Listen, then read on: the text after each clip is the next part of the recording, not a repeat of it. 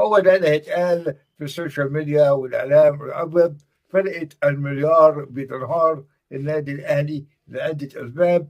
أسباب الكل مسؤول، من أول الإدارة، من أول مدير تعاقدات، من أول الإدارة الفنية لغاية اللاعبين بالتخاذل والتطنيش وعدم النظر للمصلحة العامة لفريق النادي الأهلي، كبير بجمهوره وكبير بلاعبيه اللي هم عندهم روح الفانلة الحمراء. الكل مسؤول، الكل لازم يتحاسب، الكل لازم يعدل في نفسه الفترة اللي جاية. الفترة اللي جاية ما فيش هزار في الدوري العام، ما فيش هزار في دوري أبطال أفريقيا. لو عاوز التغيير الصحيح والتبديل، هات عماد النحاس كمدير فني دائم للنادي الأهلي، صاحب الشخصية القوية لهؤلاء اللاعبين.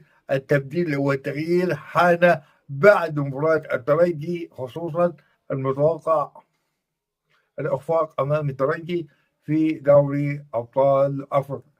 كل الجمهور النادي الأهلي يبقى طالب لازم يترب، لازم يمشي. بس المشكلة مش في المدير الفني بس، المشكلة في اللاعبين، المشكلة في إدارة التعاقدات، المشكلة الأكبر في إدارة الكابتن محمود الخطيب للأزمات والتعاقدات داخل إدارة الكرة بالنادي الأهلي. التغيير والتعديل الصحيح لازم يكون من إدارة الكابتن محمود الخطيب، الإدارة الرشيدة في إدارة أزمات النادي الأهلي.